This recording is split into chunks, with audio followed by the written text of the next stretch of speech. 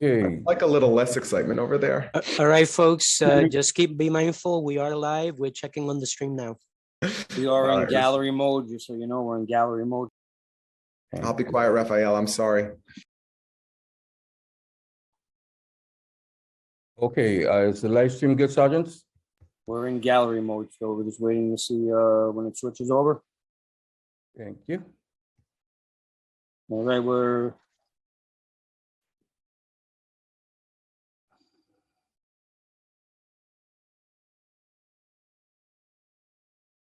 good. Are we good? Yes, we're good now. Thank you. Can we begin the recordings, please? Recording to PC on the way. Thank you. Good morning. Welcome to the New York City Council remote hearing on the Subcommittee on Landmarks, Public Siting, and Dispositions. For verification purposes, at this time, all panelists, please turn on your videos. I repeat, please turn on your videos. Thank you. To minimize disruption, please place all electronic devices to vibrate or silent mode. Thank you. If you wish to submit testimony, you may do so at landusetestimony@council.nyc.gov. I repeat, landusetestimony@council.nyc.gov. Thank you for your kind cooperation. Chair Lewis, we're ready to begin. Good morning. I'm Councilmember Farah Lewis, Chair of the Committee on Landmarks, Public Sightings, and Dispositions. I am joined today by my colleagues, Councilmembers De La Rosa, Ung, Ressler, Richardson, Jordan, Marte, and Vernikoff. Before we begin, I recognize the Subcommittee Council to explain today's procedures. Chair Lewis, we have also been joined by Councilmember Feliz, and we will recognize everyone who has not been recognized after I give these instructions.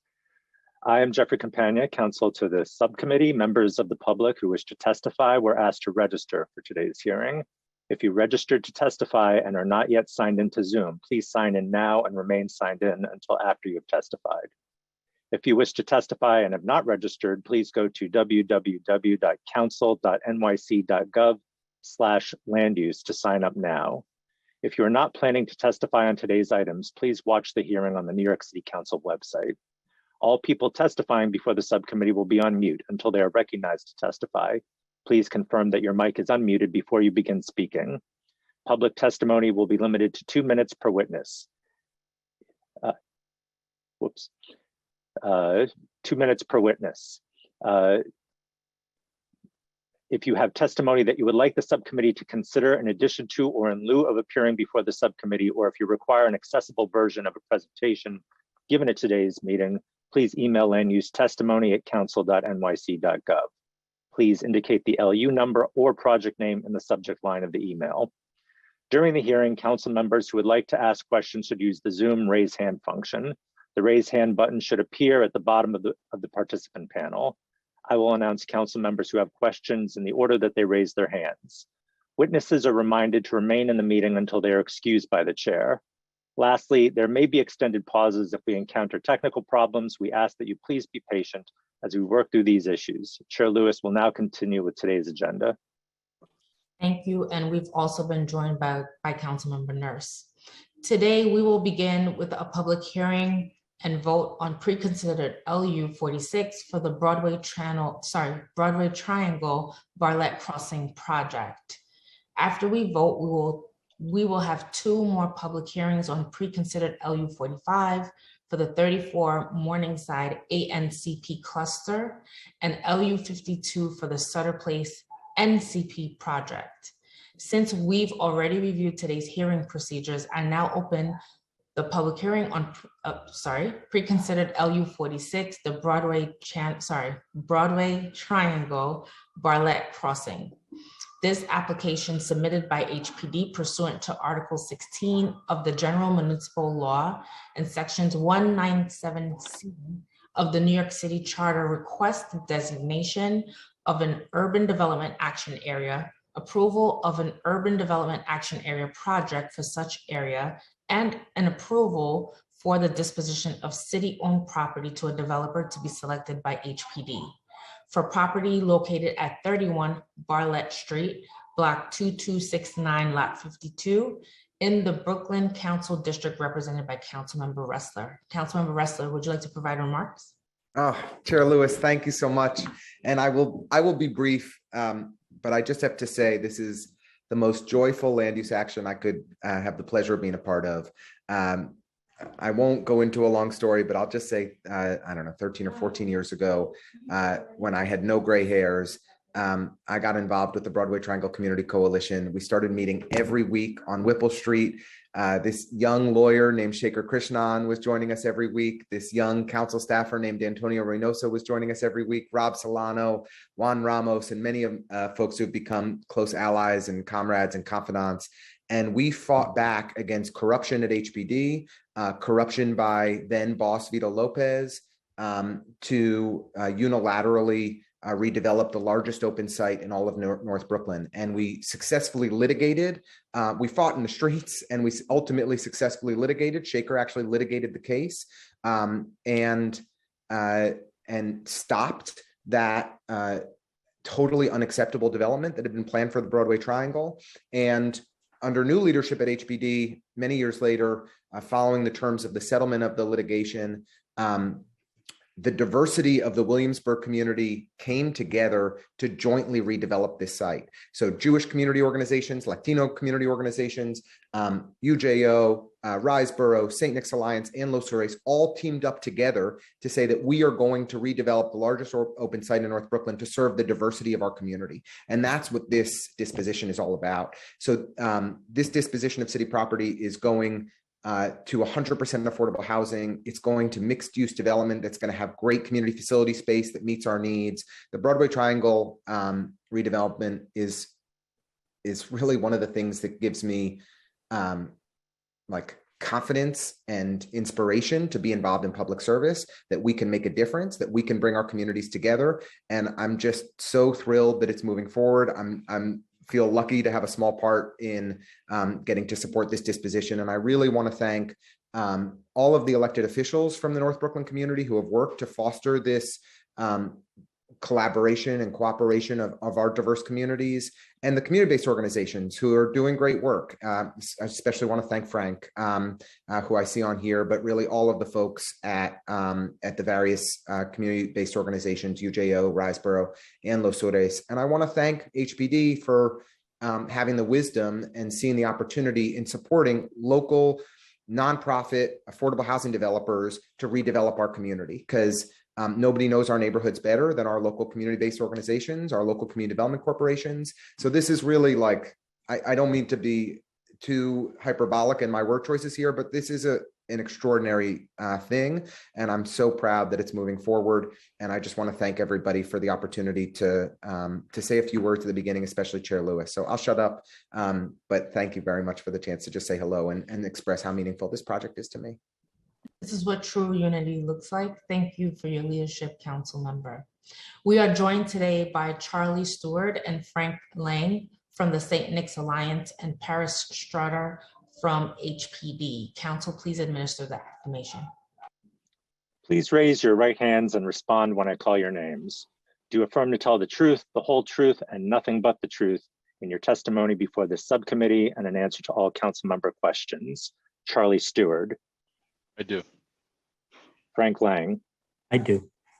Paris Strutter. I do.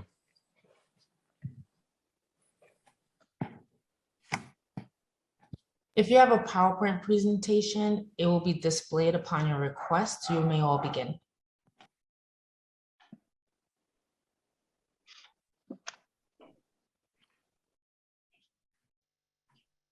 Great. I have a PowerPoint. Can I share my screen? Please do. Okay. Okay, can everyone see screen? Oh, it looks like it's being shared. Okay. Great.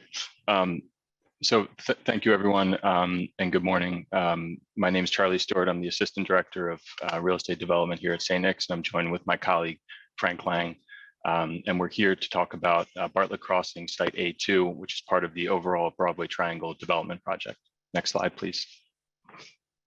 So we are seeking a disposition of a city-owned site, an urban development action area designation, and a UDAP approval for this project. Next slide. Our development team consists of 4 Brooklyn-based CDCs, including Los Sudes, Riseboro, St. Nick's, and UJO. Our builder partner is Mega Contracting, and our architects are Magnuson and Marvel Design. Next slide, please. So this slide shows the 4 development sites that are part of the overall project, which are all located in the Broadway Triangle neighborhood of Williamsburg. Next slide, please.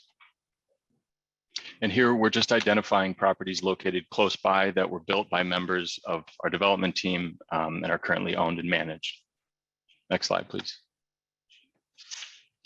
And this slide shows an aerial view of the 4 development sites that comprise the overall Broadway Triangle project.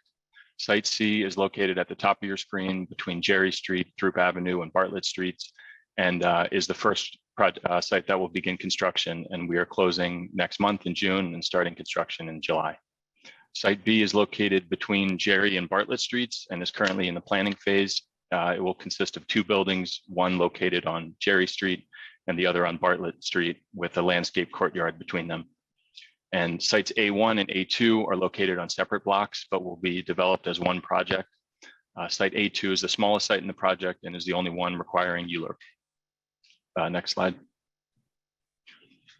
Our overall vision for this project is for affordability, open space, community facilities, and energy efficiency. We will have 390 units of affordable housing and over 20,000 square feet of landscaped open space for resident use. Community facilities include a space in the ground level of Site C that St. Nick's Workforce Development Group will occupy, as well as a 2,000 square foot space in Site B that will be jointly programmed by the 4 partner organizations. And finally, a 1,300 square foot space that we're designating for a non-for-profit coffee shop in Site A1. All buildings will be designed to passive house standards, will be 100% electric, flood resilient, will utilize New York State brownfield tax credits, and will have rooftop solar arrays. Next slide, please. So narrowing our focus down from the overall project to Bartlett Crossing Site A.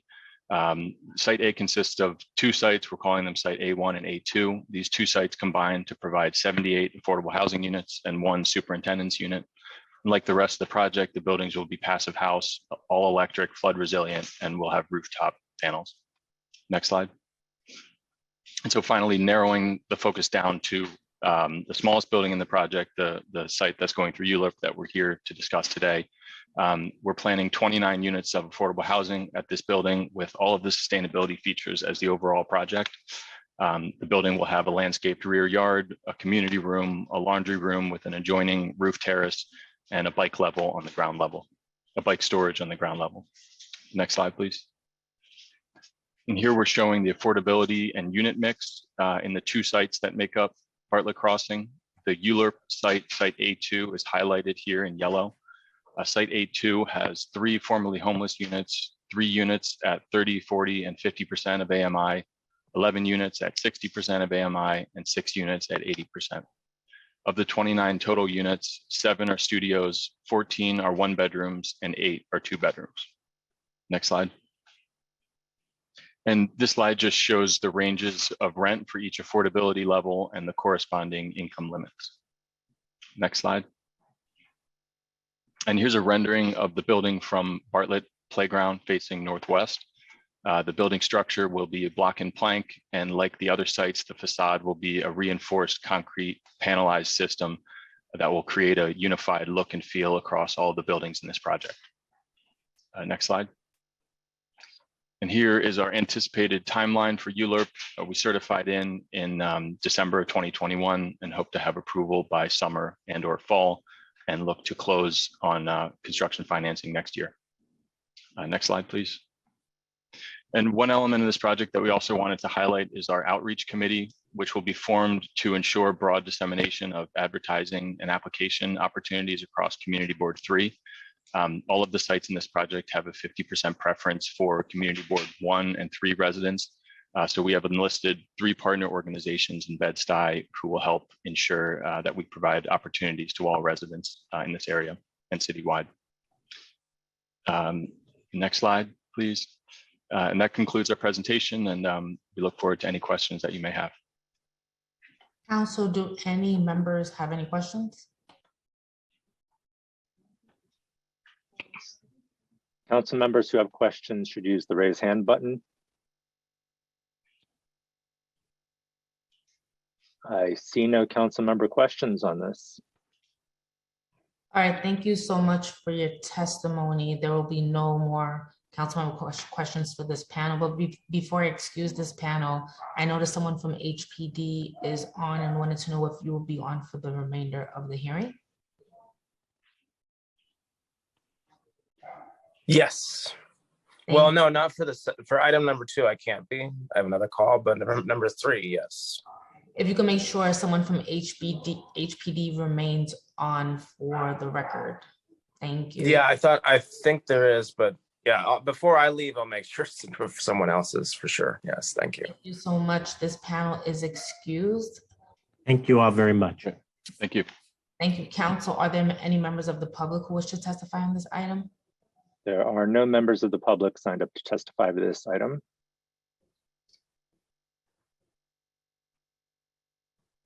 Okay, so this is closed. Seeing no members of the public who wish to testify on pre-considered LU 46, the Broadway Triangle Bartlett Crossing project, the public hearing on this item is now closed. With the support of local Councilmember Wrestler, we will now vote to approve LU 46, the Broadway Triangle Bartlett Crossing project. Council, please call the roll. Lewis. I vote aye. Feliz. Aye. Councilmember Feliz. I vote aye. De La Rosa.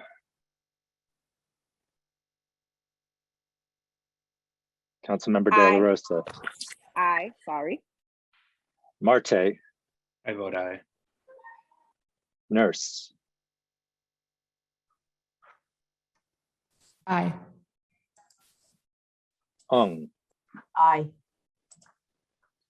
Vernikoff. I vote aye. By a vote of 7 in the affirmative, 0 in the negative, and with 0 abstentions, the item is approved and recommended to the full Land Use Committee.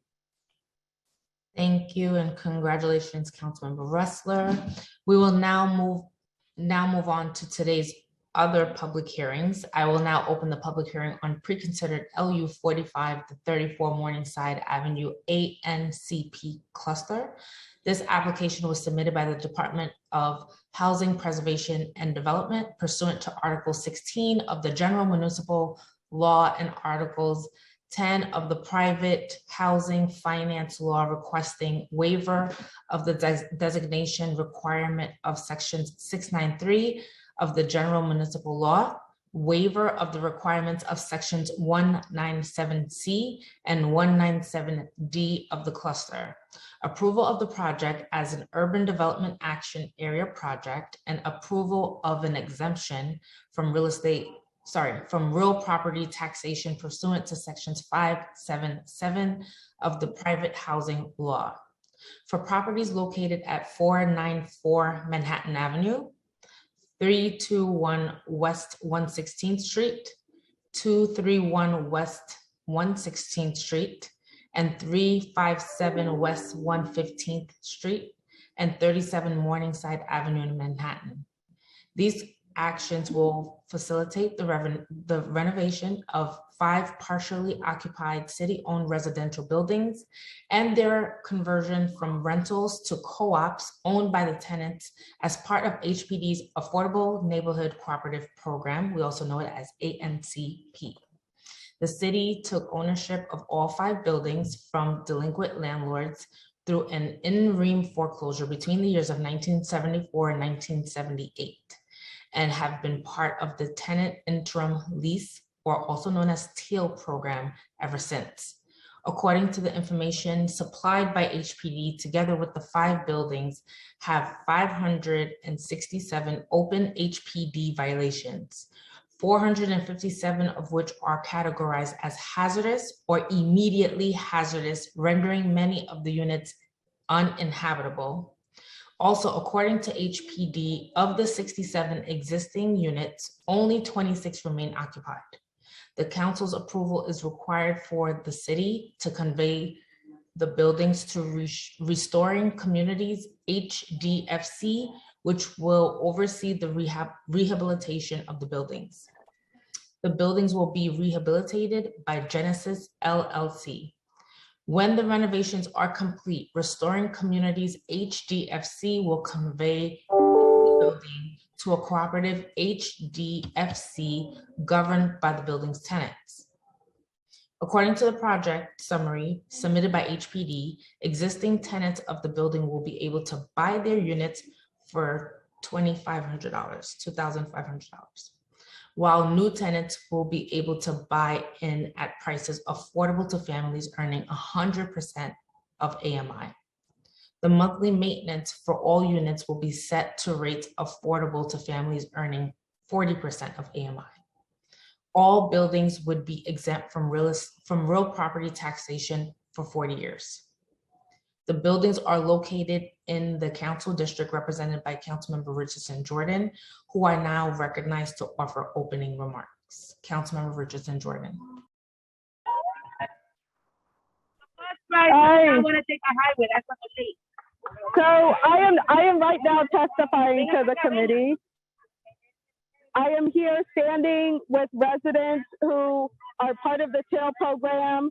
I and the residents are asking you to vote no on this proposal. I'll pull away a little bit so you can clearly hear me. But what's going on with this ANCP program is our residents are getting far less than they were promised. Under TIL, these residents were not only guaranteed the upgrades, but they were also guaranteed control of the building, which is not going to happen under ANCP. In addition, the outside buyers were at 100% AMI. They have just recently been tweaked to 80% AMI. I want to be clear that the population in this district, that we have a third of our population living at $25,000 a year or less of longtime Harlemites. We then have others living at 49. Our average AMI is somewhere around 40% AMI, which people living at 49,000 a year or less. So these 8, and this is for longtime Harlemites, not recent gentrifiers. So these 80% AMI units for outside buyers are not for Harlemites, and they're a real disservice to the program. Aside from affordability, there are issues with the control and management of Genesis. I have met with Tenant Association for 34 Morningside, and they have brought up that the upgrades, that they have been promised a set of upgrades only to see Genesis come back with altered and reneged plans. Multiple tenants currently residing in 2-bedroom apartments have been told that the new plans will transform their units into single-bedroom apartments. Portions of the current buildings have been restricted, locks changed without notice or approval. Many have been pressured into signing a petition and forms without knowing what they are signing, and often fearing retaliation and worrying that they will not receive the improvements they desperately need. No person should be forced to decide out of fear, especially regarding the fundamental right of housing. In addition to the concerning information we received from local stakeholders, it's clear that the program fees of this project are unreasonable. There's a developer fee of $3.8 million. There are, at this time, other development partners willing to waive the fee and more than that, actually put into creating of housing for these TIL buildings. This is not only something about this particular project in our district, but the TIL program as a whole, which was created in the 70s and created in the spirit of creating low-income housing for residents who have been formerly in slumlord buildings. I am asking my colleagues to vote no on this proposal. I am asking for a no vote from this subcommittee. And I am asking for backup as we fight for TIL as it was originally intended. Thank you. Thank you, Councilmember Richardson Jordan. We are joined by Brian Dennis, Xiomara Peraza, Rosa Kelly from HPD, and Nicole Lockett and Amelia Redu from the Genesis companies. I now recognize the subcommittee council to administer the affirmation. Please raise your right hands and respond when I call your names. Do you affirm to tell the truth, the whole truth, and nothing but the truth in your testimony before this subcommittee and in answer to all council member questions? Brian Dennis. Yes. Xiomara Perdaza. Yes. Rosa Kelly. Yes. Nicole Lockett. Yes. Amelia Rideau. Yes.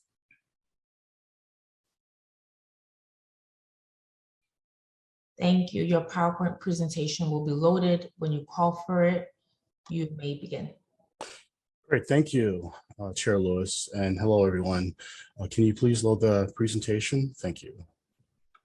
Again, I'm Brian Dennis, Deputy Director of the Affordable Neighborhoods Cooperative Program, and I'm joined by Xiomara Pedraza, who's our Assistant Commissioner of Housing Opportunity and Preservation, and members from the Genesis companies.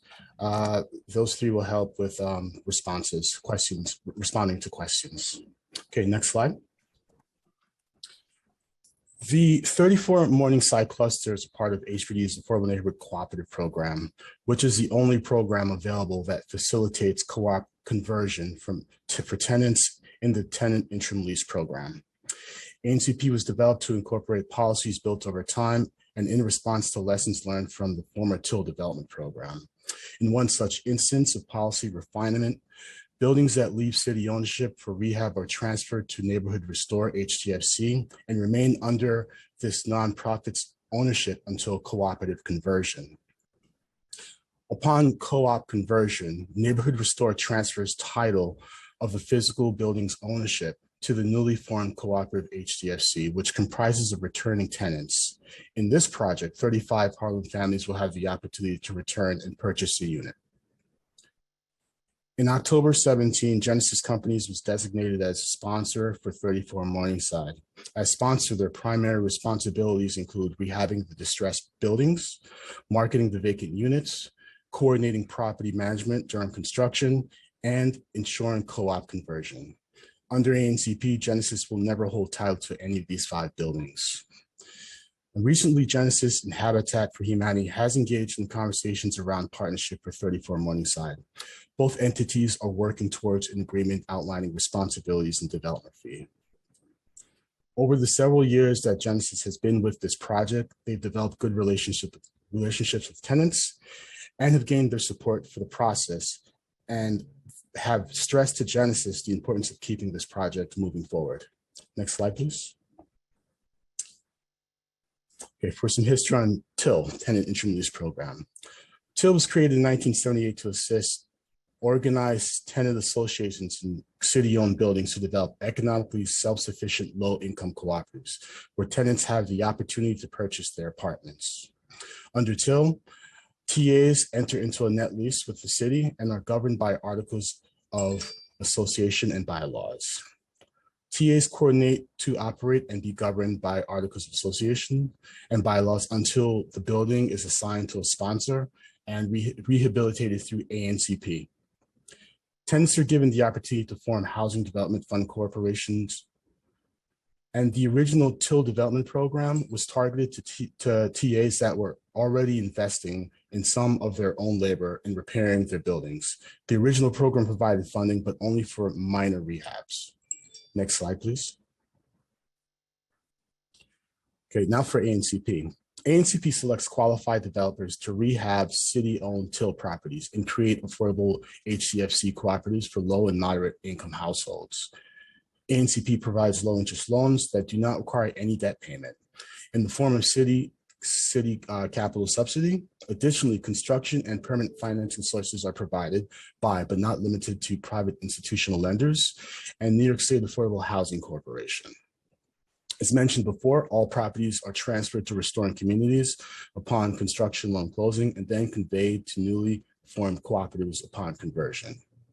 To convert to cooperatives, 80% of existing tenants must, 1, attend at least 8 provided training courses in cooperative homeownership, 2, remain current with their rent payments, and 3, agree to purchase a unit for $2,500 or $250 if they qualify for what we call the unit purchase savings plan. Next slide. Now for some basic information on the properties and their history. 34 Morningside cluster consists of 5 buildings, which all entered city ownership through in-rem foreclosure between 1978 and 1989. All buildings entered the TIL program in various years between 1999 and 2002. Currently, there are 66 total residents. After construction, an additional 2-bedroom unit will be created for a total of 67. Post-construction, the project will have a unit mix that will consist of 1 studio, 19 bedrooms, 19 2-bedrooms, 28 3-bedrooms, and 67 of the 35 will be returning tenants, while the remaining 32 will be marketed to the public. 3 of the 5 buildings have been fully vacated, and 2 are partially vacant due to poor conditions and limited maintenance since coming into city ownership. Full relocation for the last 2 remaining buildings will occur before the start of construction. Next slide. The 35 existing Harlem tenants will be offered the opportunity to purchase their shares in the co-op for a purchase price of $2,500, and there's no income restriction for these existing tenants. As described on the previous slide, we have a unit purchase savings plan for individuals who earn at or below 80% AMI. This rent-to-own model helps ensure existing families face no barrier to purchasing. Additionally, we seek Section 8 for insiders to support maintenance payments. There are 4 commercial spaces as a part of this project, and once occupied, they will generate additional income for their respective HDFCs. The 32 vacant homeowner units are anticipated to be sold to income qualifying families at a sales price of 100% AMI. The developer is responsible for marketing the vacant units according to the HBD marketing guidelines. Insiders and outsiders will have a proposed equalized maintenance of 40% AMI. And for the last slide. So in summary, HPD requests the UDAP and disposition of the 5 buildings in the 34 Morningside cluster, approval of an Article 11 tax exemption benefit that will coincide with the terms of our regulatory agreement to maintain affordability. And lastly, just to drive this point home, that tenant associations presidents have executed letters of support for 34 Morningside and stress that they do not want any delay in approval or the commencement of this project. Thank you.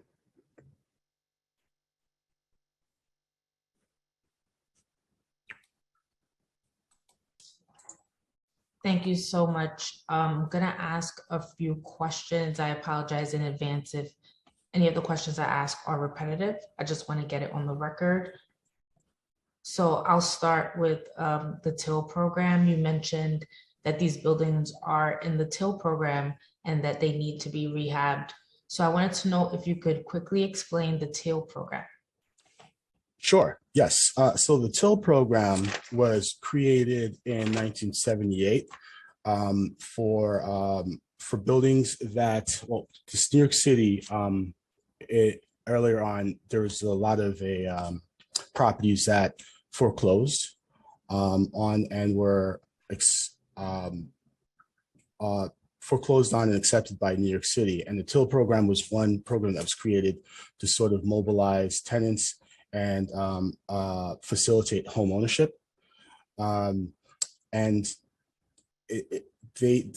as part of that process, what TIL offered was some minor rehabs, usually capital rehabs, such as fixing the roof or fixing the boiler, and sent them on to home ownership.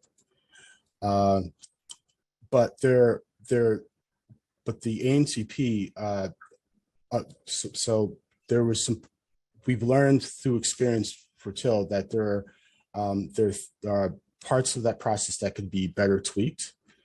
For instance, a number of the earlier HDFCs that were created through TIL did not have regulatory agreements that regulated or controlled the affordabilities. And that's one change that we made with the Affordable Neighborhoods Cooperative Program. Additionally, when buildings in Till left city ownership, they were temporarily owned by the sponsor, and that at times presented a conflict of interest. So that changed to have a nonprofit organization to take ownership during construction, while a developer or sponsor does the rehab, solves for that issue that came up a few times before. Thank you. So what obligation does the city have to maintain these buildings for the existing tenants under the TEAL program that you just shared? Well, Brian, if I may. Sure. I'll just jump in here. So under the TIL program of today, it's not a development program, but they do annual inspections of the buildings, and they do provide some funding for minor repairs and or relocation if the units or buildings are not habitable any longer. So these are buildings that have been in city ownership for so long that many of them are deteriorated to the point where tenants are no longer able to live in the buildings. And so TIL will relocate them if needed. But they are not set up today to do substantial rehab. As Brian mentioned, they previously in the past did some moderate rehab, and the original TIL development program was really based on this idea of sweat equity. So the original tenants were also pitching in and doing a lot of the work themselves. And now these buildings are in a state where it's far beyond that point. And so we need a real substantial rehab and development program that's gonna meet the needs of the buildings. So Siamata, you explained that it's uninhabitable. Could you explain the current conditions and what the specific HPD violations that make it necessary to complete the renovation of this building? Yeah, so I think Brian mentioned that a few of the buildings have been vacated. Brian, do you want to expand on that? Yeah. Out of the 5 buildings, 3 have been fully vacated because of the conditions. Simply just you cannot live in them, and they've been vacated as early as 2018. That's 321 West 116th Street has been vacated since 2018. 357 West 115th Street has been vacated recently in 2021, and 494 Manhattan has been vacated since 2007. And a lot of the violations are pertaining to lead violations, or just like simply inhabitable, where you really can't live there. If you could be a little bit more explicit on the actual inhabitable component, I think we need to have this for the record. Right.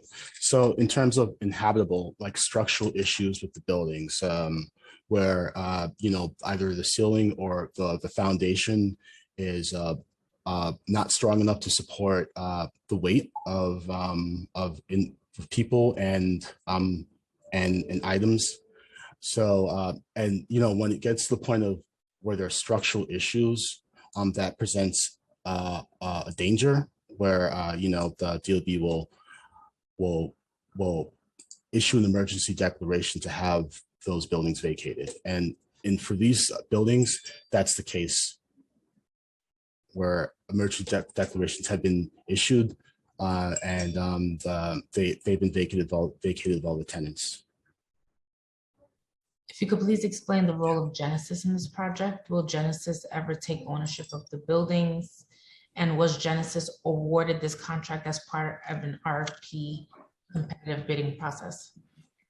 Yeah, so Genesis will never take ownership of the buildings themselves. They are just the sponsor who's responsible for making sure the construction is completed and that they're converting the HDFCs to co-ops. Their involvement is just overseeing the project and never taking ownership of the buildings themselves. And they were selected through an RFQ process, just to answer your second question. So we have a competitive RFQ that is rolling. Any developer can submit an application to be on that RFQ for these city-owned sites, and that ensures that there's a fair and transparent process when we are developing city-owned sites. We look at developer experience in affordable housing and managing these types of projects. and financial capability, because we do expect developers to also put in some equity into the project themselves. And we welcome new developers, new sponsors to apply to that rolling RFQ. It's available on our website. We will share that link widely so folks have it, but we always encourage elected officials and local council members to recommend folks for us to consider for these projects. Thank you. And concerns have been expressed that the city should dispose its property to community land trusts. Does HPD have a response to that? Yeah, so any community land trust can also apply to be on the RFQ, and we will definitely consider them as we would any other developer or nonprofit entity that wants to participate in the program. The price of the units for existing tenants will be $2,500, and the prices for new tenants will be set prices affordable to families earning 100% or 80% of the AMI. How do these prices compare to comparable cooperative and condominium units prices in the neighborhood? That's an excellent question. We did look at the market rates in the area, and the 100% AMI prices are 50% below market. And then the 80% of AMI obviously would be even more affordable. I do just want to put out there that if we do go down to the 80% of AMI, it will create a significant gap in the budget of 1.7 million, which we would need to fund through some other source. And so if council is interested in providing us a way to do that, we are more than happy to have that conversation. What assistance will be available if an existing tenant doesn't have the $2,500? Yeah, so we do have the savings program that Brian mentioned. This is a purchase savings program. So tenants who participate can have their existing rent that they're paying go towards a saving account that we keep separate. And then once the project is finished in the construction phase, we have that account used to go towards their purchase price. So they basically continue to pay the rent that they are paying today. And we save that money for them so that they can place the purchase price down and purchase their unit. Thank you. I want to yield to Councilmember Richardson Jordan if she has any questions, and if not, then I'll yield to the council to see if any council members have questions. So I do have a series of questions, but I'll defer to my fellow council members for now. Thank you. So are there any members of the committee that has any questions? If there are any council members who have questions, please use the raise hand button now. Councilmember Marte has a question, followed by Councilmember Feliz. Thank you. Just for background, is Genesis the company that's affiliated with former Lieutenant Governor Brian Benjamin? Is that the same organization? Yeah, so I'll invite either Amelia or Nicole, who are representatives from Genesis, to talk about that. So Genesis Companies, this is Amelia, was founded in 2004. We've been around for 18 years. Brian Benjamin was in our employ from 2012 to 2017. He is no longer affiliated with the firm and has been out of our employment since 2017. He has never had any ownership and currently does not have any financial interest in the firm.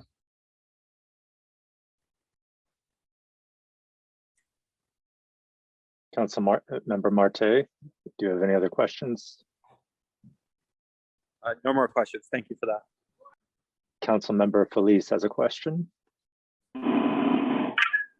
Good morning, everyone. Thank you to everyone who has joined this morning and provided information.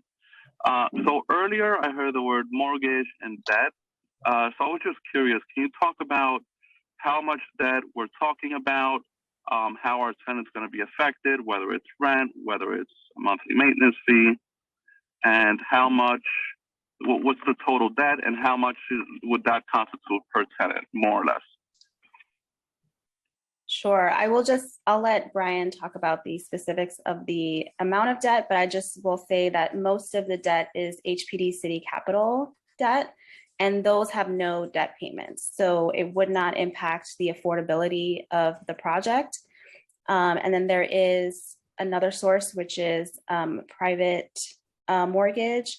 And then there's also AHC grants that we get from the state to fund the project. But Brian, do you want to provide the specific numbers? Yeah, and I'll start by saying that first, the numbers that we have here is still, it's tentative as we're still finalizing the budget, but it's all based on the total development costs, where the construction, the hard costs will roughly be about 63.47% of the total hard costs, and then the soft costs, which includes the attorney fees, fees related to filing permits, that's around 28%.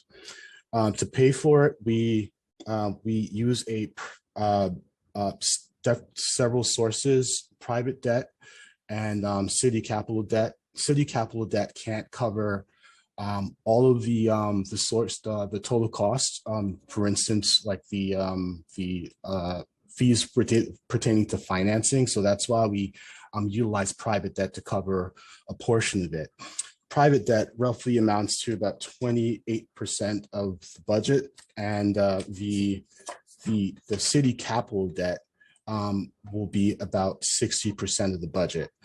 So the purpose for why we are underwriting or proposing 100% of AMI is so that the vacant unit sales prices can cross subsidize the $2,500 that the insiders are paying to return to the building. So with that, sorry, pardon me. So it pretty much breaks down to that. The HPD portion, or the city capital portion, the tenants are there are no loan payments on that for tenants, so they're not paying month to month. The maintenance that tenants are paying at 40% AMI, it's mainly to cover the expenses of the building, like to operate the building, such as the heating, the common electric, et cetera, and also cover the private debt that's incurred on the properties.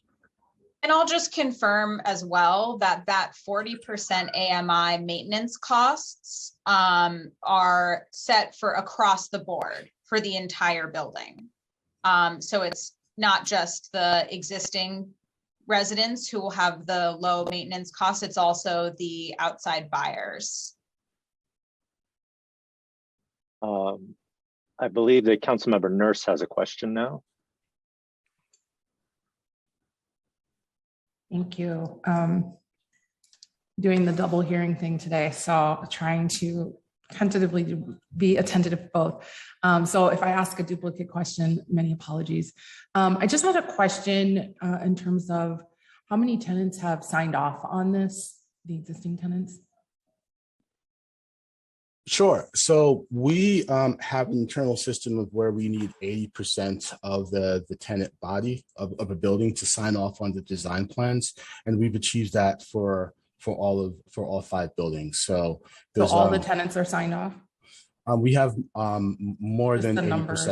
of the numbers. We can get back to you. We can follow up on the exact numbers for who signed off on the design layouts. You have a sense from now, as of this moment, is it 50%, 60%, 30%? It's more than 80%, Okay. which is our minimum requirement to move forward in the program.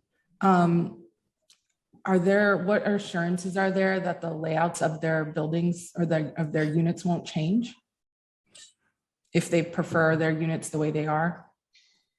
So if they signed off and they preferred the units the way they are, the chances that they'll change is very minimal, unless there are instances during construction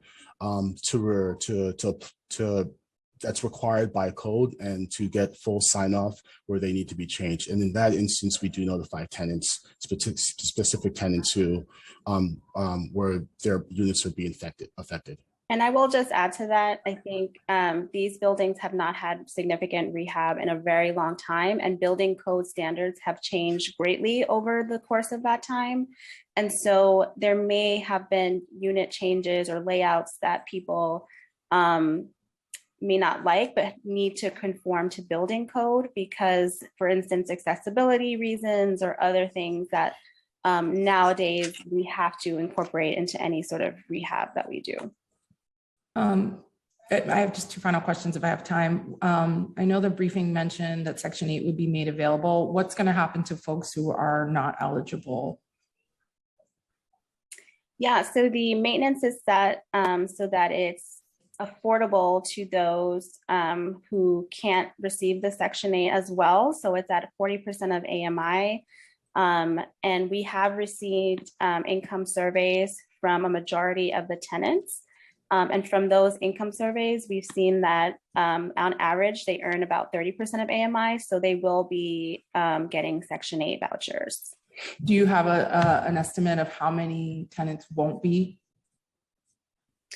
So for the ones that did not submit the tenant income survey, we don't have the information until they give us their income document. But of the folks who have, are you saying that everybody who has, or do you know how everyone who has submitted will qualify for the voucher? Yes, that's correct. And my last question, are you all seeking other subsidies to bring down the affordability or to make it more affordable? Yeah, so like we mentioned, we could bring it down to 80% of AMI for the restricted sales prices. But that would create a gap of $1.7 million. And so we have in the past partnered with City Council to bring in Mesowe money. So we definitely would be willing to do that here. Unfortunately, because it's a homeownership project, there's not a lot of like other sort of government sources out there that we can bring into this project. Whereas like some other rental projects, we have like tax credits or other sort of tools in our toolbox for affordability. Okay, and my last question now, and then I'll move to back to the chair. But what does governance look like after the transfer of ownership? That's a great question. So there's annual elections currently within the Till buildings, and those will continue. So there will be an annual election for anyone who wants to be on the board and participate, and all of the shareholders will be able to vote on their representatives. So people who are interested, even existing tenants, can continue to serve on the board if that's what they desire. Okay, thank you. Mm-hmm. Thank you, Chair. I believe the chair has a question. Yeah, two quick questions. Thank you. We understand that HPD wants to support residents that will benefit. You want to support residents because this will benefit from home ownership. And this is also an opportunity to build intergenerational wealth. So I wanted to ask what restrictions will apply to sales of units by existing tenants?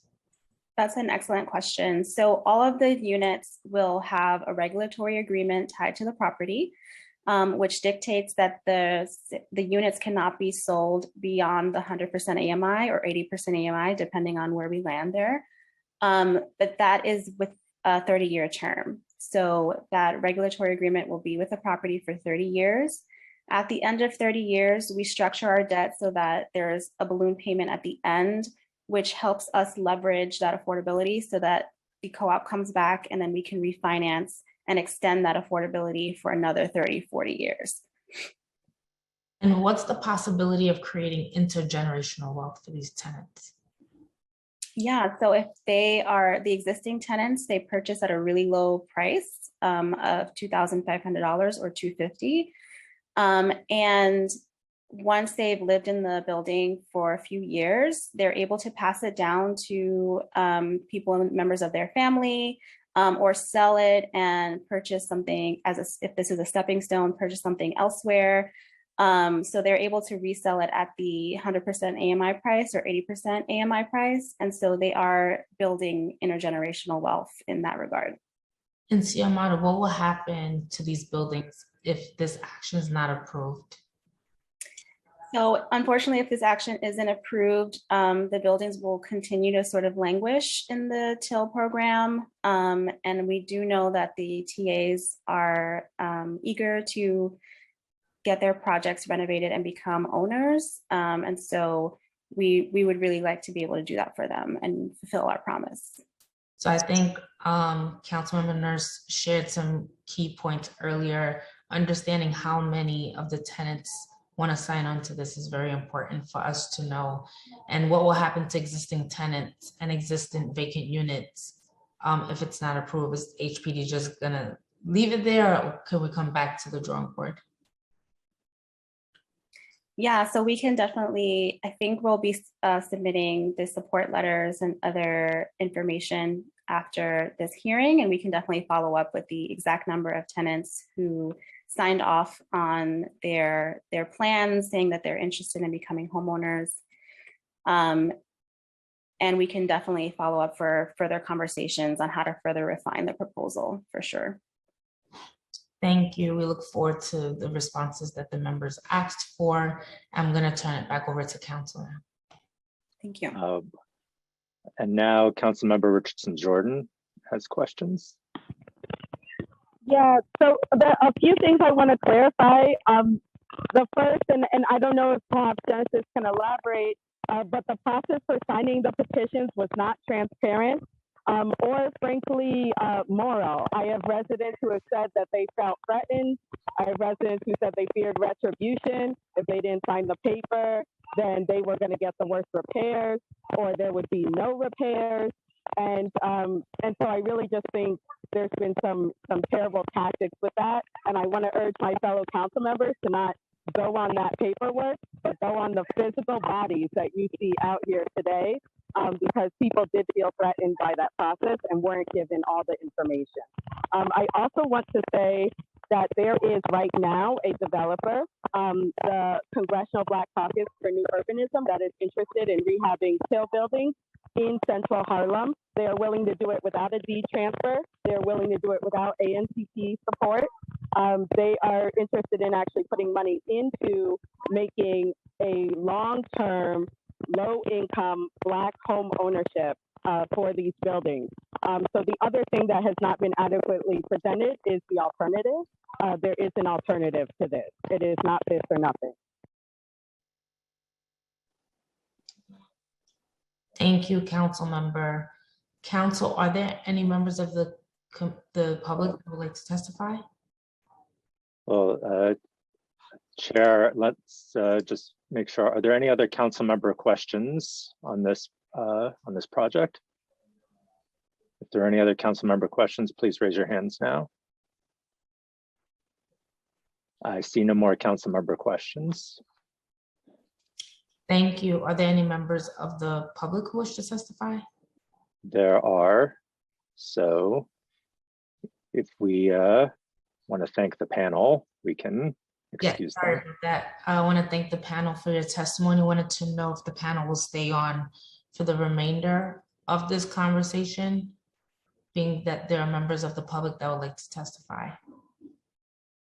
Yes, we're happy to stay. Thank you so much. So this portion, so first I want to thank you all for being here. I want to thank council members for being here, and want to now. We do have public witnesses. Yes, I want to kick it over to you so that you can introduce them. Thank you. Okay. Our first panel will be Barry Weinberg, Shanae Thompson, Jeremiah Slotman, and Janae Ferguson. Starting time. Let's start with Barry Weinberg. Starting time.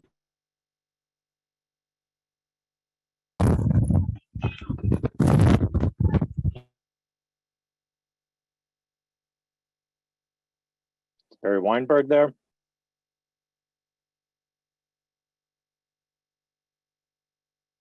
Hello.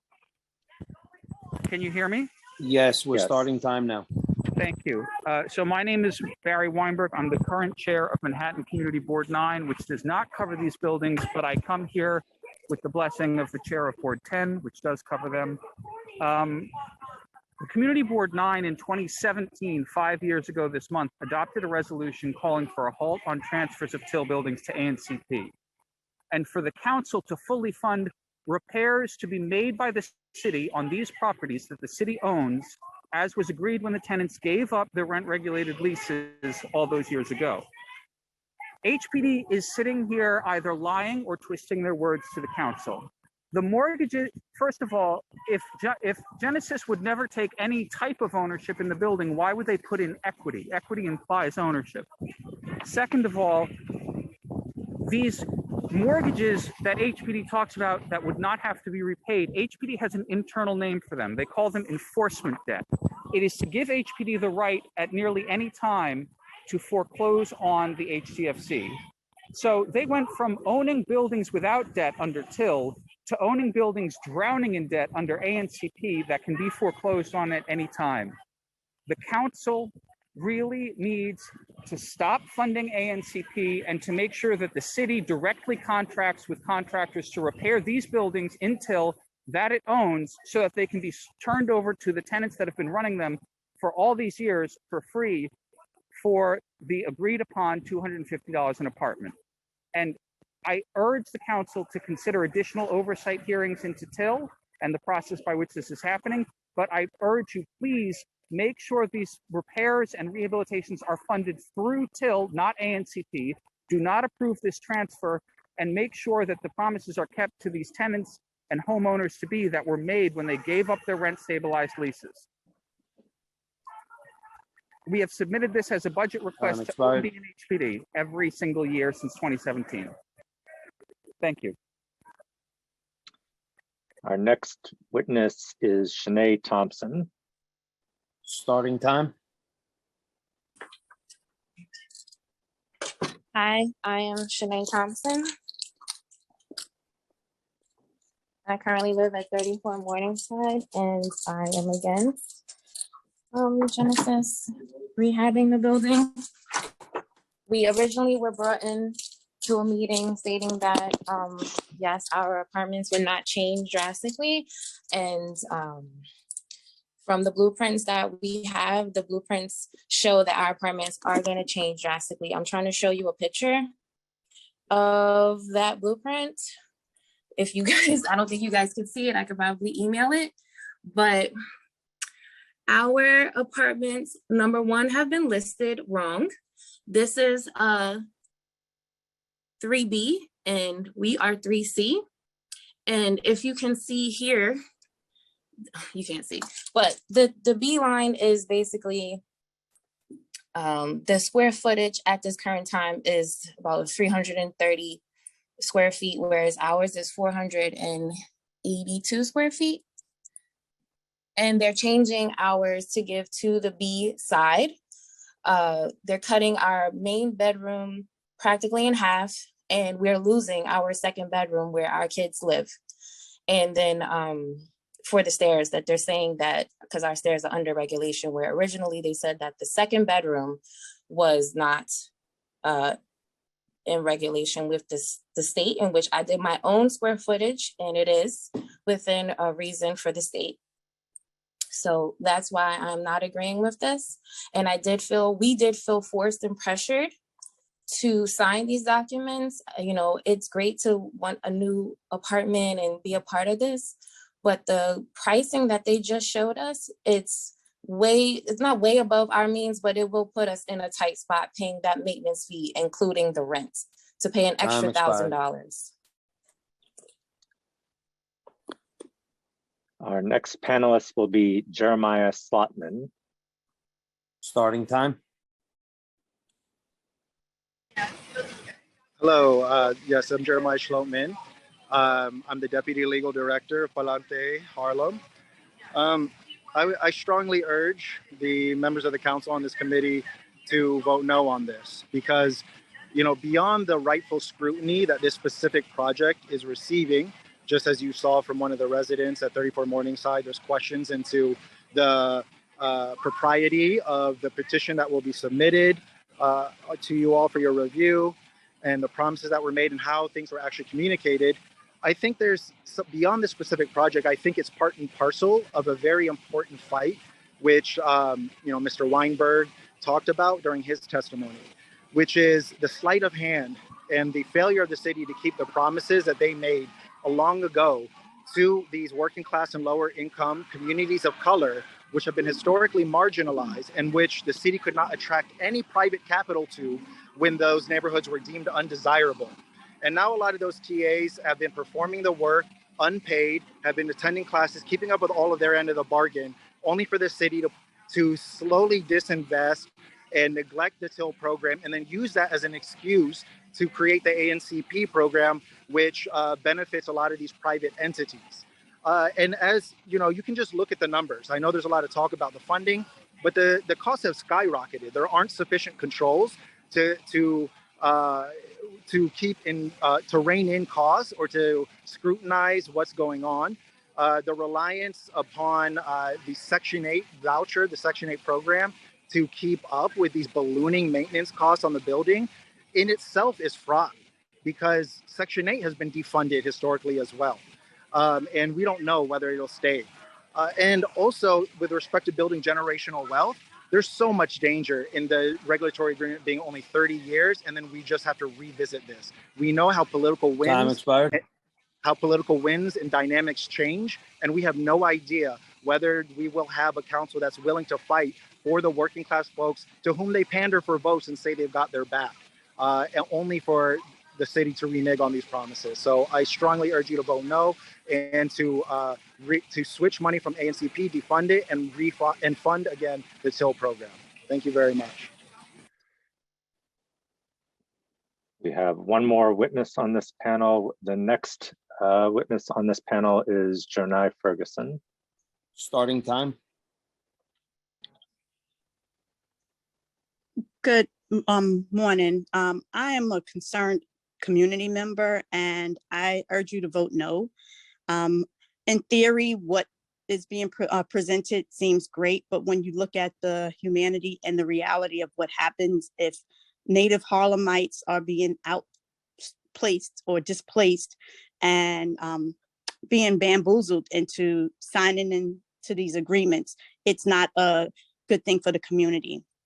To me, I was born and raised in Harlem, and I've seen what gentrification has done to me and my family. We've all been outplaced. We cannot afford to live in the community that we have so much ties to. And it is just a crime to humanity to not think about the people that did not sign that agreement and why. If you're looking at generational wealth and opportunity, and the people who are there are saying that they're being bamboozled, pay attention to the people that are saying it. You have to pay attention to the community and do what's right for Harlem and the residents that are natives and longtime residents. Thank you. Are there any council members who have questions for this panel? If there are, please use the raise hand button now. Seeing none, this panel is excused. Our next panel will be Alvin Ferguson, Charles Henderson, Giselle Terry, and Keith Robinson. Alvin Ferguson, when you're ready, you can begin. Starting time.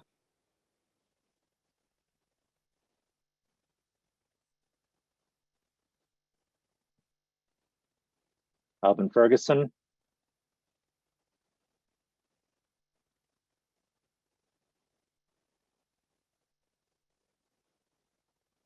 Alvin Ferguson, hey, you can begin. Yes, how you doing? I live at 231 West 116.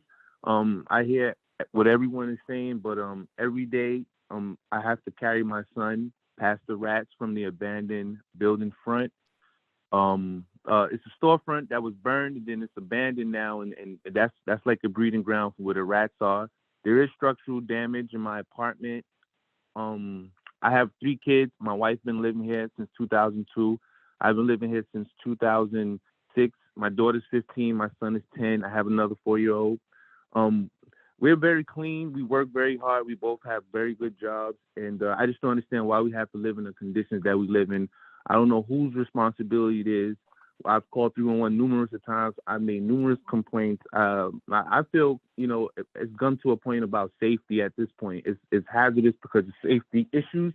Like I said, the floors are slanted in most apartment cities in New York City, but here I can feel it the moment I walk in my house. I have an open hole over the toilet in my bathroom. It's issues that you can't even cover up, and these are not cosmetic issues, and we've been dealing with this for years. I understand there's a lot of politics and numbers involved. I understand, gentrification, and I'm definitely against it. But if in the meantime, while you guys discuss all this, could you just put me and my family and the rest of my neighbors in a safe building where we could, sleep at night, not have to walk past rats, and be comfortable, and you guys continue the discussion. But I'm not here to pick sides. I'm just here to let you guys know the conditions that we are currently living in. We are currently living in hazardous. The apartments are inhabiting other apartments. Listen, babe, please listen. I'm not picking sides. I'm here to let them know what's going on in the apartment. Politics. This is beyond us. You understand? I just want people to know. This is the current. Some people are living in comfortable apartments, but we're not. Our Time oven expired. we didn't have a stove for 6 months. You know what I'm saying? The heat don't be on all the time. I don't know whose fault that is. That's the till or the cities. You know what I'm saying? Is that gentrification fault? That the pipe is leaning into my son's roof in his room. It's like, I just want to get out the apartment to a comfortable, safe apartment, and while you guys further discuss this, but walking past these dead rats is not okay for us. And, we do want to remain in Harlem, but, not under these conditions. So thank you. Thank you. Yeah. Our next witness will be Charles Henderson. Starting time.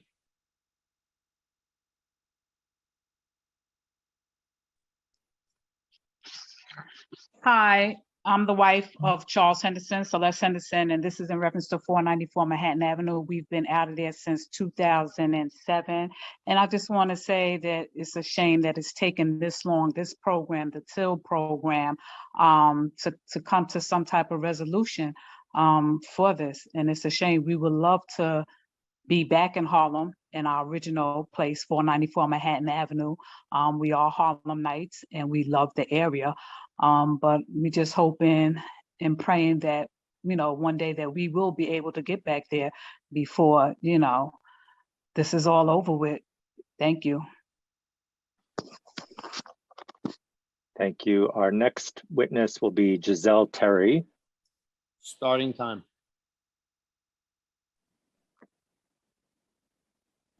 Hello? We can Hello? hear you. Giselle? Okay, thank you. Hi, yes, my name is Giselle Terry. I live at 231 West 116th Street. I've been in the TIL program since 2004. I am part of the ANCP cluster.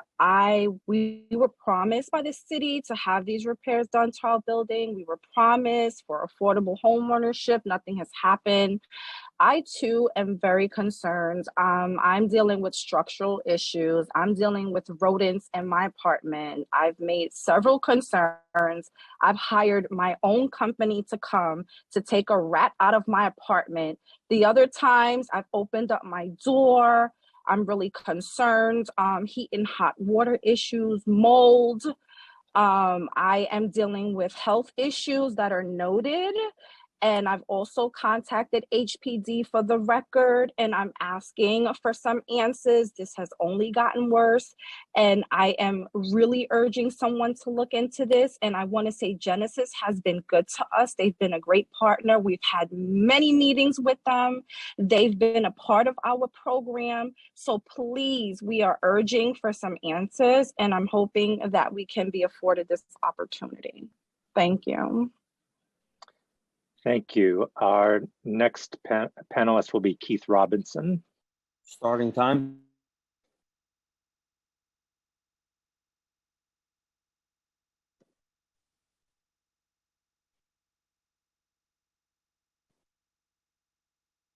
Keith Robinson there. Hello, can you hear me? We can hear you, Mr. Robinson. Yes, good morning. My name is Keith Robinson. I am the TA president at 357 West 115th Street. I listened to, I've heard everything, and I'm really frustrated in some of the statements made by the representative, Richardson Jordan, who we had never met. But I like to say that we've been in this process over 20 years. The promise of ownership and was the main focus for the tenants in my building, that we would have a legacy. We've been in it, my family's been in that building for over 40 years, since the 1940s rather. And we've gone through all the hardships, we've been through all the promises, we've been through many of the TIL coordinators, we've answered every call, we've adhered to all the demands, we've been to all the classes, and we suffered through the cold, the boilers going out. We've been through the rats in the basement over the last 5 years, a broken elevator for the past 10 years. My 87-year-old mother had to walk up 4 flights of stairs. So we suffered through, but the thing that kept us on point was that we were looking at the ownership. And at every moment we got dashed, hopes were dashed, not dashed, like it was getting ready to happen, in the pipeline, it didn't happen. This time around, ANCP and the Genesis, we started to see some movement over the last couple of years. Even throughout the pandemic, we stayed in contact with Soweto Edwards, who was our liaison with Genesis, and due to the shape of the building, we ended up with a fire in January 2021, burned out the building, and we ended up in shelters. And the ANCP, not ANCP, but Genesis was able to find us a spot for all of the tenants.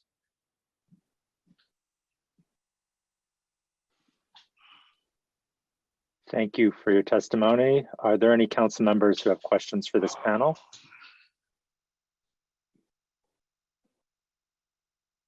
Seeing none, this panel is excused. We have, for our next panel, Susan Bryson, Shirley Burnside, Luisa Rodriguez, and Marcus Smith. Susan Bryson, when you're ready, you can begin. Starting time.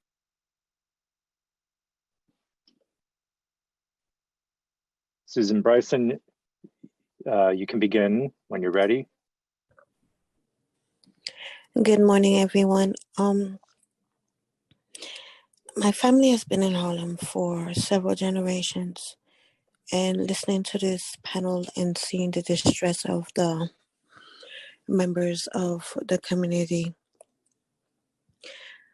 I understand everybody's plight, but I do believe that it's ridiculous at sitting down at 100% API for new members to be able to buy into the buildings, or even to make the maintenance fee that high that the existing members are not able to afford it. Thank you. Our next panelist will be Shirley Burnside. Starting time.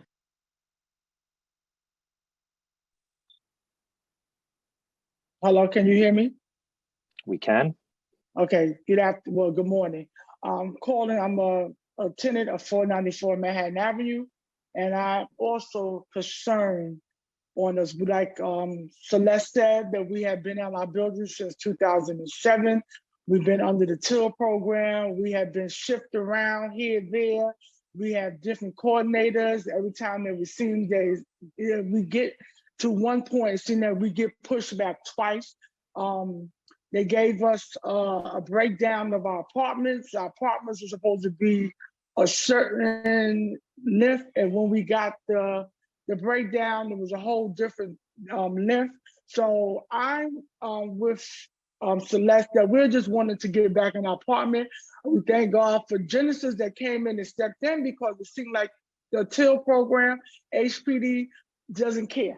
And I'm saying that it doesn't care, and it's getting to a point that we're frustrated. We lost a couple of our tenants that was living in our building, and it's like they just don't care about the little people. And we are the little people, and we are Harlem Knights that was in Harlem from day one. I've been here 62 years, and it seems like we're getting pushed out and I think it's very unfair. So I'm waiting to see what's going to happen. And I thank you. I came on late, so I don't even know who Ms. Richardson is, but I understand that she's totally against this, and I just don't understand it, but I'm going to keep her in prayer. Thank you.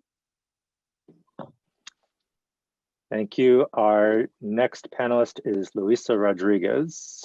Starting time. Hi, I'm Luisa Rodriguez, a Till tenant at 615 West 150th Street in Manhattan. My testimony is against the transfer of 34 Morningside to the ANCP program or to any other third-party program whatsoever. We, 34 Morningside, like many other Till buildings, entered into an agreement with the city of New York at a time when no developer was interested in investing a penny to restore dilapidated buildings located in very distressed neighborhoods. The city financial position was very low at that time too, so it decided to get the tenants help. And through the Till program, the agreement was that if tenants could manage their building for a number of years, not decades, the city will sell them their units for $250 after the building had been restored entirely with government funds and a cooperative was formed. Not through the financing schemes used in third-party transfers like ANCP, which result in onerous debt for the tenants. We have done our part of that commitment, and we have patiently waited for HPD to deliver on their promise to comply with the agreement. Instead, since the area is now very attractive to investors, HPD is transferring Till buildings to third parties, using Restoring Communities, HCFC, as a trampoline to transfer to it the property deed, the ability to procure loans, and transfer the restored building operations to a selected developer who supposedly must have a good track record of developing home ownership projects. I'm wondering, based on what was Genesis chosen, as its record is a lousy one, shoddy construction work, and very disappointing management record. We are requesting that the city council and other elected officials defund the ANCP and third-party transfer programs and place those funds to rehabilitate the Till buildings without any mortgage for the tenants. We are asking you to deliver Till justice. Time has expired. If you have additional testimony, you can send it to landustetestimony@council.nyc.gov. Our next panelist is Marcus Smith. Starting time. Hi, I'm Marcus Smith. Can you hear me? We can. Okay, great. All right, I'm the treasurer for 34 Morningside Avenue Tenants Association. We've been in the program, we've been in Till since '99, so we're in our 23rd year. And yeah, we've been through everything just like everyone else. We got half of our tenants relocated, the other half is still in the building. When the Genesis deal was presented to us, and we've been working with them, we went along with it because it was presented to us like this was the only deal. This was it. If you don't get this, then you're just going to stay in the same conditions, and Till isn't doing it anymore. So this is what you have to have. But clearly, but the deal with Genesis is it is difficult. The maintenance fees go up 2% every year. That's difficult. The debt is too high. That they're saying that we are going to have at least 3 mortgages on this thing, and that's too high.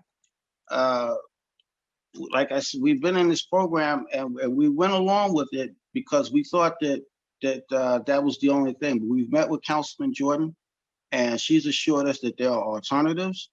and we would like to see what else is out there. We know that the conditions are bad. Everybody, we all have bad conditions, and we all want to go, and we're all frustrated. We know that, but we can't just give up now and just accept anything that's given to us.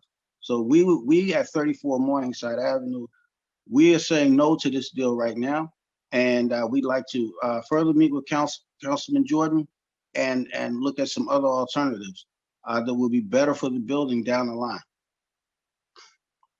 Thank you. Thank you. Our next witness is Beverly Pabon. Starting time.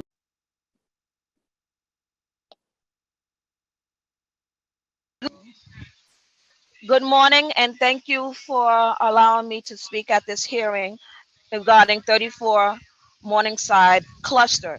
I'm against them going into the ANCP program because of the issues that was already stated prior to me regarding the mortgage. The TIL program was not supposed to have a mortgage, and that is a problem for people of low income. HDFCs were primarily made so low income families can have the opportunity to have home ownership, and in doing so will have generational wealth to be passed on. This is the only reason why my building at 2 East 127th Street and 5th Avenue got into the program, so we can have something to pass on. We don't want to pass on debt to our children and then have to move out because they cannot pay this debt.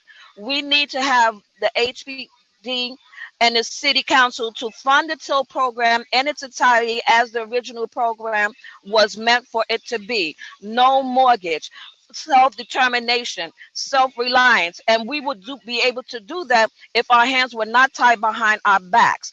And now they're trying to, like what was said earlier, new people coming in the neighborhood because they have these incentives, financial incentives, to take over these buildings, but put the people that it should benefit, who really need it, in debt. This is an unfair program. My building would not go into the ANCP program because we asked too many vital questions about payment of this debt, ownership of the apartment, having the right to be self-governed under the ANCP program. Please, I implore all the city council to stop the ANCP program, fund the TIL program. I know people are asking for $200 million now, but it should be an annual thing until all the TIL buildings that are in the program are rehabilitated under the contract that they signed in good faith with the city of New York. Thank you so very much for letting me speak, and please consider all that we are speaking about regarding the ANCP program versus the TIL, which the TIL is much cheaper for the city anyway. Thank you so very much, and I hope to hear from you in a good way for us to be funded 100% for the TIL. Thank you. Thank you. We will now call Collins Alcator. Is he present? Collins Alcator is present.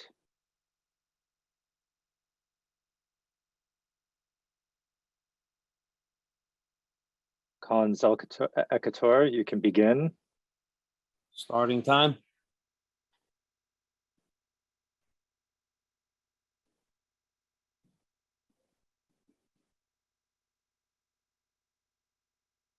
Collins, can you hear us?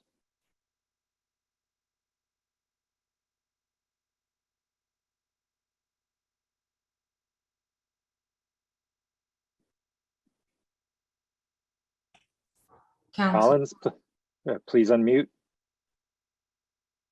Collins? Yes. I'm looking. Okay, hold on. Starting time. Can you hear me, please? We can hear you.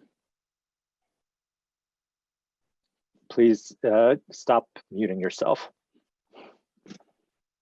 There, we can hear you. All right.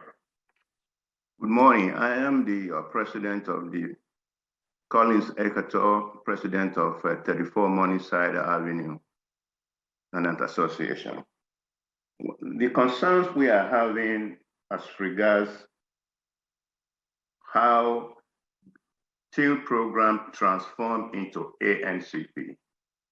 We are concerned about gentrification. And thirdly, we don't understand why we went from TIL program to ANCP.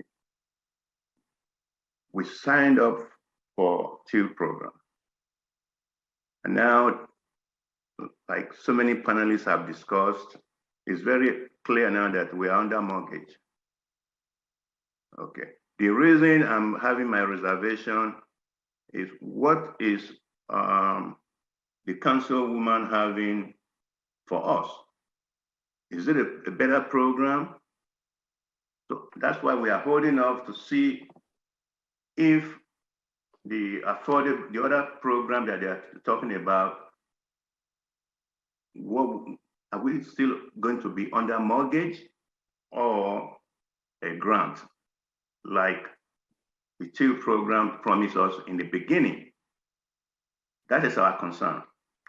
We all want the building to be renovated as soon as possible, but the problem is we don't know how we got into ANCP, like it's the only program available or the only way to go. So we want to know more about this new program that Ms. Jordan is proposing. If it's going to be, it's all in the interest of the tenants, number one. Number two, it's all in the interest of not gentrifying, bringing in the gentrification into this whole problem. Because we just need no gentrification, or at least it's got to be reasonable.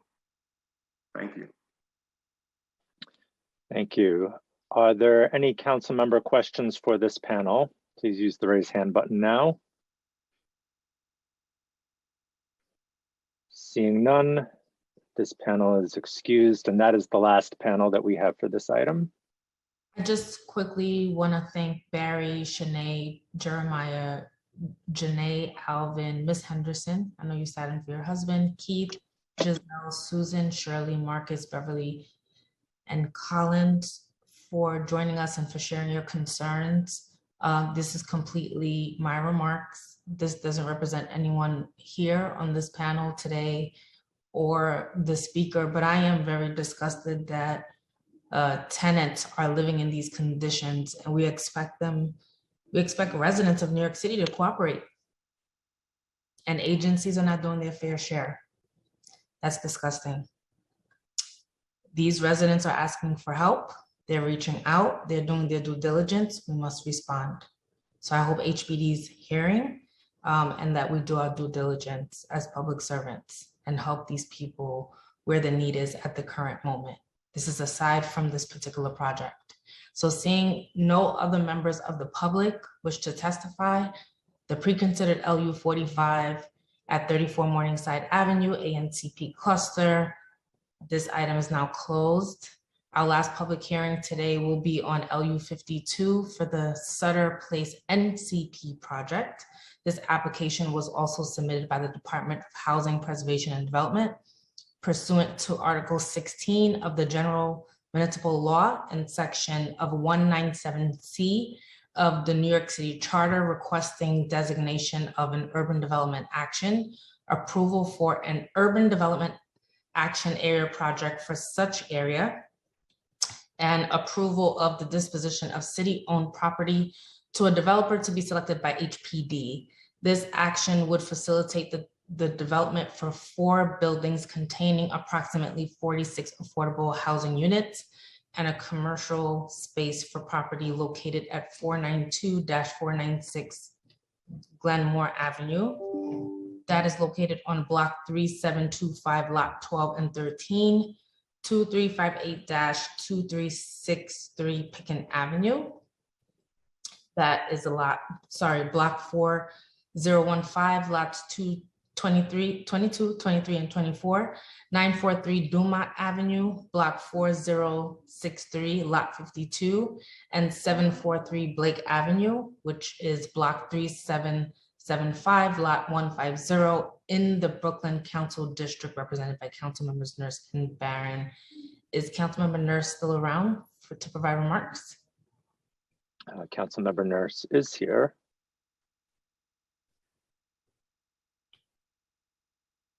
Councilmember Nurse, the chair has recognized you for remarks. Sorry, I'm doing the double thing again. Is this for the piece that we just heard on? Sutter Avenue. Oh, for Sutter Avenue.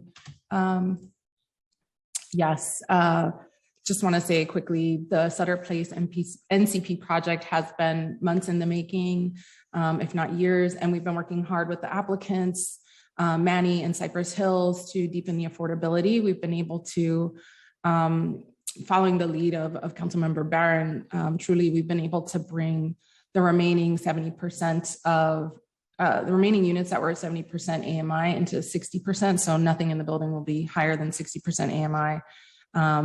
And we are supportive of this project. Thank you, Councilmember Nurse. We are joined by Shushma Pramod, Paris Strotter, and Ryan Moraz from HPD. And forgive me if I'm butchering your name, Ishmini Seplotius, and Nick Simmons from MHANY, Sheen Dowell Glassglow from RKTB Architects, and Meredith McNair and Michelle Nugbuyer from Cypress Hills Local Development Corporation. Council, please administer the affirmation. Okay, I'm going to just wait until all the applicants are in. We have quite a few.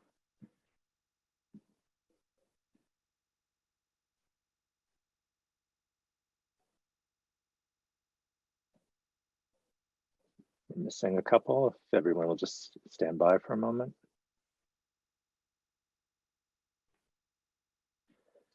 All right. Please raise your right hands and respond when I call your name. Do you affirm to tell the truth, the whole truth, and nothing but the truth in your testimony before this subcommittee and in answer to all council member questions? Shushma Pramod. Please unmute the panelists. Just say I do. Thank you. Shushma Pramod. I do. Paris Strotter. I do. Ryan Moroz. I do. Ismini Speliotis. I do. Nick Simmons. Nick Simmons. You know, I think he's not unmuted. Hold on. You can't see him because we don't have, you want to just say it here on my phone, Nick? I do. Thank you. Thank you.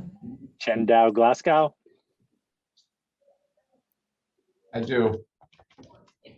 Meredith McNair. I do. Michelle Neuberger. Or Neubauer. Michelle? I don't know if Michelle was able to make it to this. All right.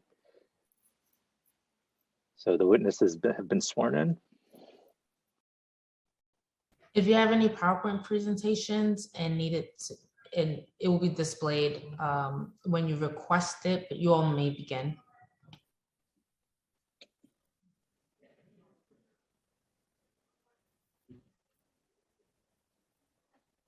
Whenever you're ready, you may begin.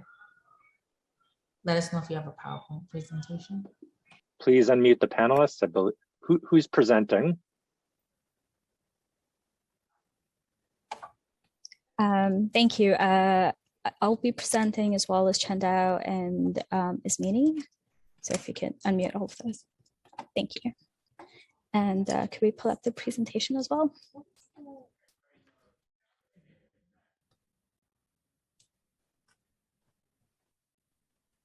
Thank you. Good morning, everyone, Chair Lewis, council members. My name is Sushma Pramod, and I'm a senior planner at the Department of Housing Preservation and Development, and here to present the Sutter Place NCP development project. I am joined today by my HPD colleagues, Paris Trotter, Assistant Commissioner of Planning and Pre-Development, and Ryan Moores, Senior Project Manager, and by members of the development team, Ismini Spiliotis and Nick Simmons from Manny, Meredith McNair from CHLDC, and Chandao Glasgow from RKTB Architects. Next slide, please.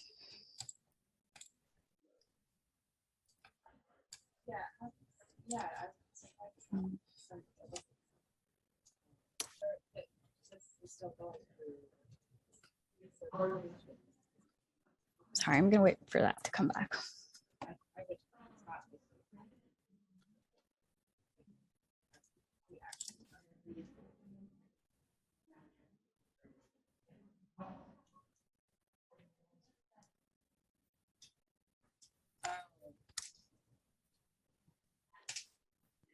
Thank you.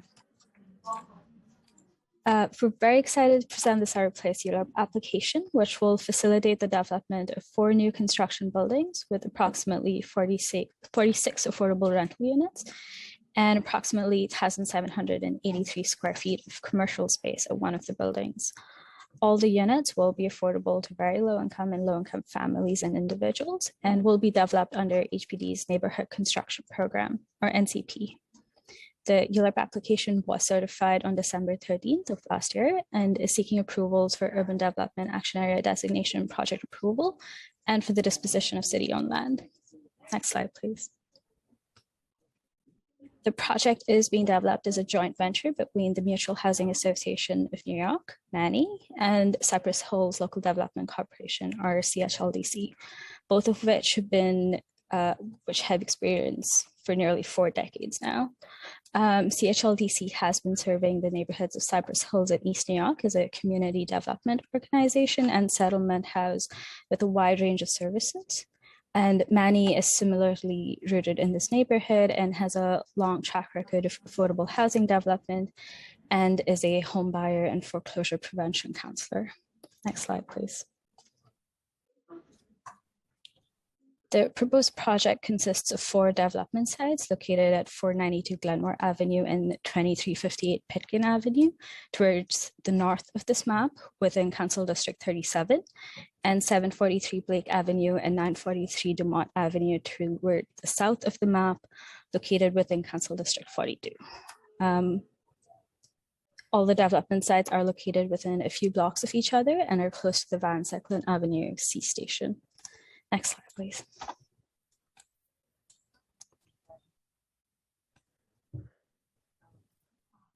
Chandal. Hi, I'm Chandal, RKTV Architects. I'll be presenting the sites. This is site number 1, 492, 496 Glenmore, 5,000 square foot site empty lot, combining 2 lots in R5B zoning district. Next slide, please. You can see the empty lot here and the street view and the schematic rendering of the building. It will be, all the buildings will have masonry facades, shared rear yards for all tenants. All the smaller buildings will have in-unit laundries. This building is a 3-story walk-up building with 6 affordable 1- and 2-bedroom units. Next slide, please.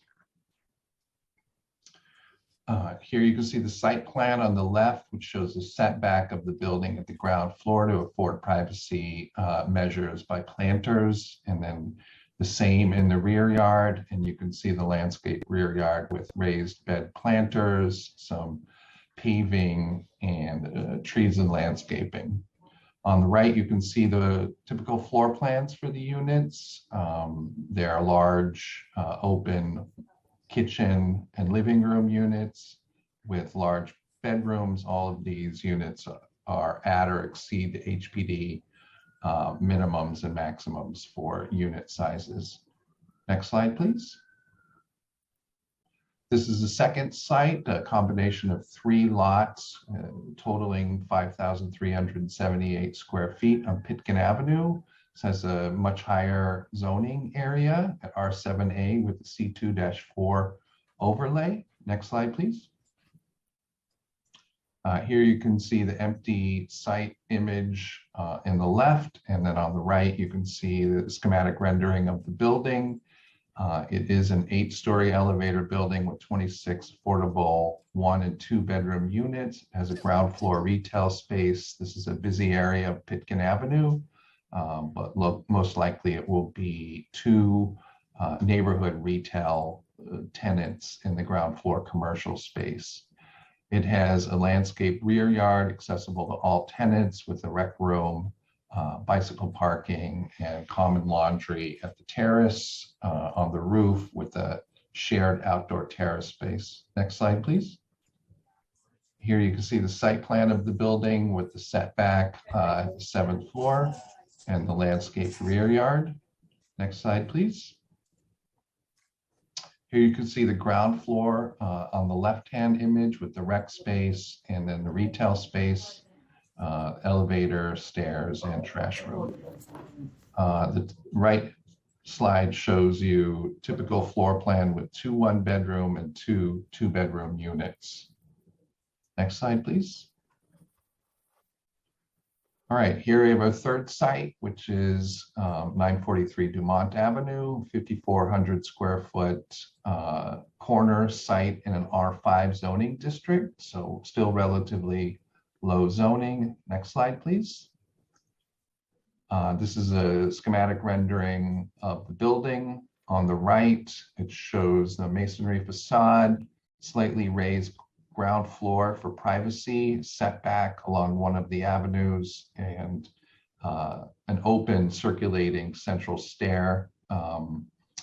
It is 6 3-bedroom units that are 3-bedroom, 2 baths. Next slide, please. As for all the buildings, landscaped shared yard with some raised beds, some trees, and some hardscaped area. And then in this particular site, we have continuous planting strips along the both streets. And then on the right, you can see the typical unit layouts with the open circulating stair in the middle with glass to the exterior, defining a sort of semi-private safe space for circulation. And then the units which have open living room and kitchen on the corner, and then 3 bedrooms, 2 baths in each unit. Next slide, please. This is our last site, 743 Blake Avenue, 4,000 square foot site in a slightly higher R6 zoning district, again, a corner lot. Next slide, please. You can see the empty lot there on the left in the picture and a rendering of the building. It is similar to the last. It's a 4-story building with 8 affordable 3-bedroom, 2-bath family units with a central walk upstairs. Next slide, please. You can see the site plan here. The building is set back to match the adjacent building, and then it has a rear or side yard that is shared by the tenants, that is landscaped and paved and has trees. And on the right, you can see the typical unit layout similar to the last. Next slide, please. Or this is an FTA, an existing station. It's like right over the station. Ismini?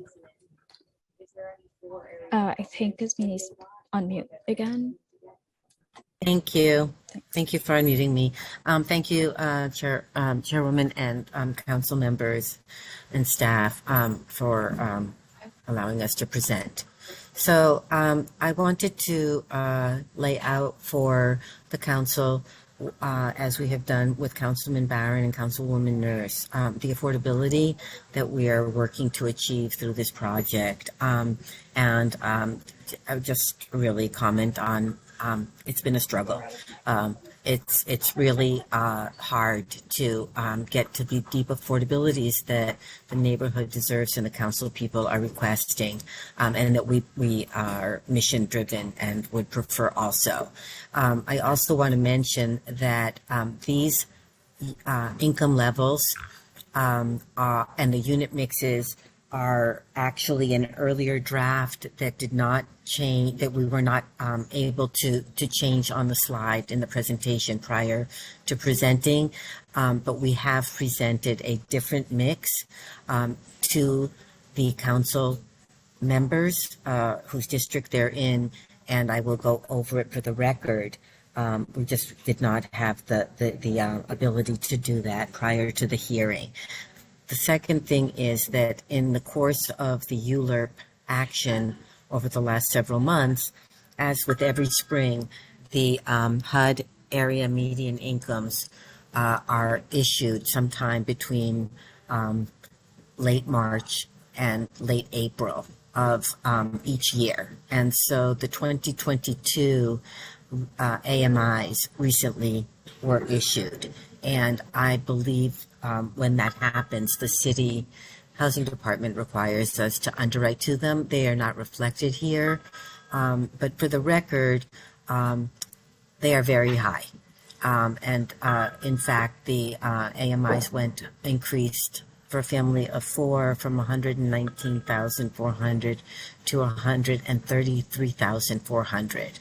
And so I don't want to speak for Councilwoman Nurse or Councilman Barron, but we as Manny and Cypress Hills are extremely concerned at the jump in the median income citywide that will then kind of reflect underwriting, but we can probably say 100% not reflect the reality of the income levels in Community Board 5 and District 37 and District 42. So what we are, we have changed the mix at the request of Councilman Barron and Councilwoman Nurse to eliminate all of the 70% AMI units.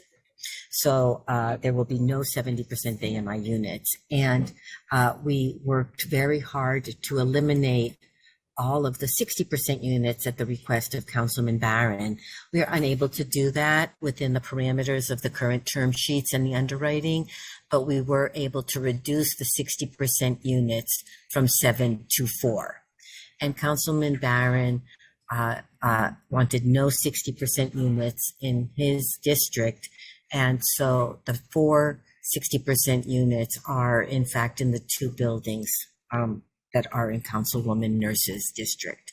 So those 14 units at 60 and 70% AMI have been reduced to 4 at 60, eliminating the others.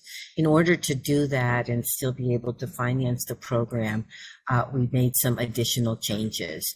One is that there are no units actually at 30% AMI.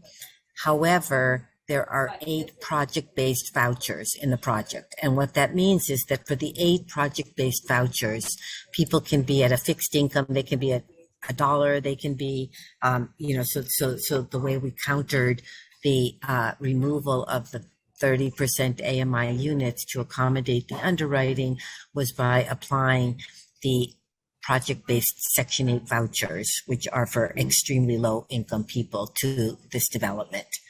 And they are set aside in 2 buildings, 743 Blake and 943 Dumont. 5 at 743 Blake and 3 at 943 Dumont. Then what you see at the request again of the council people is that the 40 and 50% unit numbers change, and we now have 10 units at 40% AMI and 24 units at 50% AMI. And so the spread is different, but in general, and I apologize for not having the visual for you, but basically eliminating the 70%, substituting the 30% with project-based vouchers, reducing the number of 60%, and then really kind of putting, the units are in a smaller section of AMI. And we'll be working with the city to find a way to maintain, if you go to the next slide, to maintain these rents. So these rents are 30% of the 2021 incomes you saw on the previous page. So you could imagine if the income now is at 133,000 and, then changes by family size, you could imagine that the rents are higher. So we are actually working with the council people and the city right now to try to maintain these rents. And so then the affordabilities that I just talked about in the previous with the previous slide as reference, would really be still making units available to income levels that reflect District 37 and District 42. So I know that's a lot. You probably have questions, but and I apologize again for not having the visual. But we can circulate that to the council after the hearing also. So that's the story on the affordability, income levels, and family sizes. If you go back to the previous slide, I just want to mention one other thing.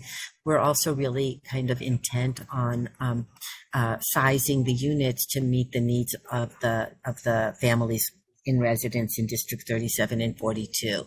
And so what you can see here is that you have an inordinate number of 2 and 3 bedroom units. So you have 13 one bedrooms, 17 2 bedrooms, and 16 3 bedroom units to comprise the 46. No studio apartments. So we're very proud of the fact that we are able to provide this mix with a real majority of the units in the 2 and 3 bedroom category. I think if you go to skip to the next slide and then the next one, yeah, so this is just really presenting the timeline that you're aware of today. We're here with you, and we are hoping that once ULURP is completed, hopefully positively, then we will actually be working to close on the construction loan by the end of 2022, start construction in early 2023, and have the units available for occupancy sometime in late 2020 or mid 2024, a year to a year and a half later. Thank you.